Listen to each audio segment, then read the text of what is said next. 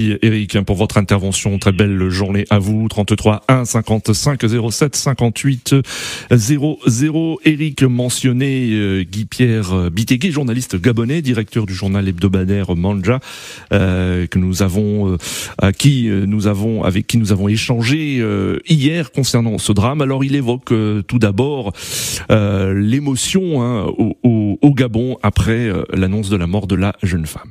Comme tous les autres drames qui se sont déroulés au Gabon ces derniers temps, vous vous souvenez encore du décès dû au naufrage de Esther Miracle, c'est avec indignation et désapprobation que les Gabonais ont réagi à ce drame.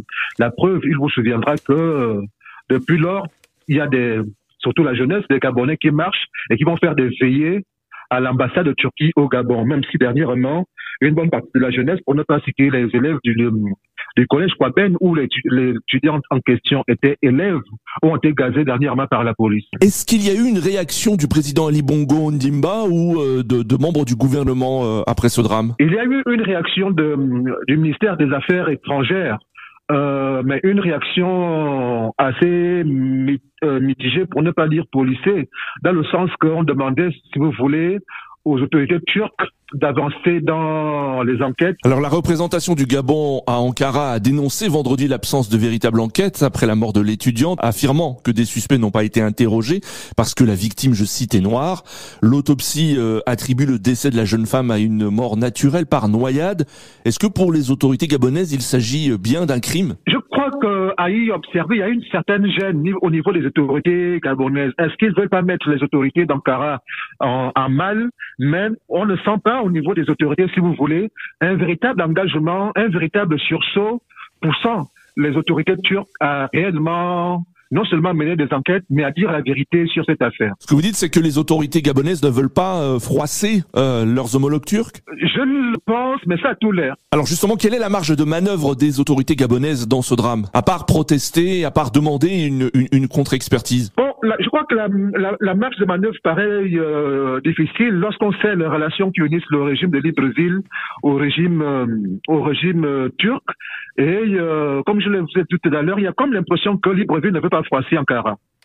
Guy-Pierre Bitegué, journaliste gabonais, directeur du journal hebdomadaire Manja. Et rappelons que 6 personnes ont été arrêtées en Turquie après la mort suspecte de l'étudiante, selon plusieurs médias turcs qui l'ont affirmé ce mardi. Et rappelons aussi que il y a plus de 61 000 étudiants africains en Turquie, selon le ministre turc des Affaires étrangères. 33 1 55 07 58 00. Nous avons en ligne Aruna depuis Francfort. Bonjour Aruna. Bonjour Nadir, comment allez-vous? Bonjour les auditeurs. Ça va bien, merci Aruna. Et vous, depuis Francfort? Oui, je vais bien Nadir. Je profite d'un temps libre aujourd'hui pour passer à l'émission. Merci de nous être fidèles et de nous appeler. Alors que vous inspire ce drame, Aruna? Tout d'abord, vraiment, je présente mes condoléances à ses parents et au peuple gabonais, à tous les Africains même.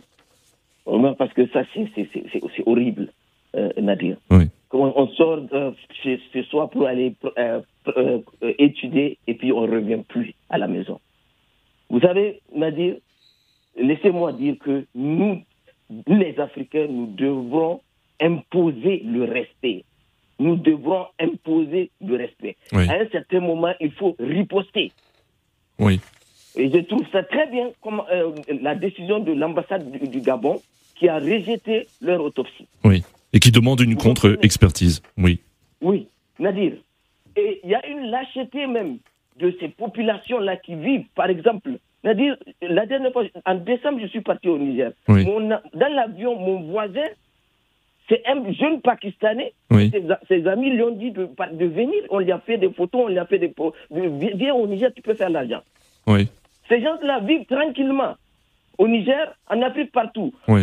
Il y a des Turcs au Niger qui ont des magasins. Oui. Et c'est une lâcheté. Il y a des Tunisiens. Oui. Pourquoi, quand vous voyez ces genres de choses se passer, dans vos pays, vous ne sortez pas pour organiser des marches. Oui. Ça va attirer la conscience de vos dirigeants de savoir que, attention, nous avons aussi nos étrangers, et nos compatriotes qui vivent à l'extérieur. Vous appelez à une plus forte mobilisation des populations concernées? Oui. Oui. Donc, Oui, ils n'ont qu'à sortir parce que c'est une lâcheté. Je ne peux pas vivre dans un pays et je vois que dans mon pays, on est en train de pratiquer le racisme. Je veux sortir automatiquement, c'est dans mon devoir. Ces gens-là, les Tunisiens vivent en Côte d'Ivoire. Oui. Les Tunisiens vivent au Niger. Ils vivent partout en Afrique. Ils ne sortent pas. Oui.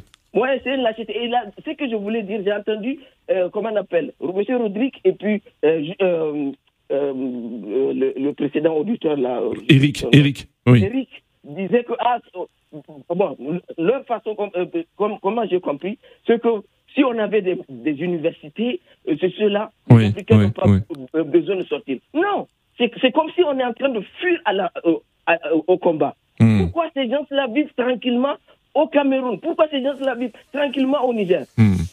Donc, cela veut dire que on est en train de fuir un problème. Le racisme, il faut le combattre.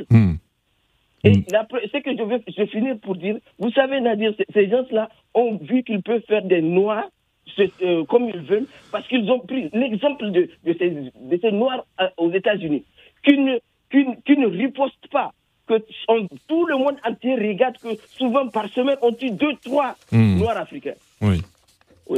Donc il faudrait que nous prenions conscience pour imposer le respect. Et souvent, s'il faut riposter, il faut riposter.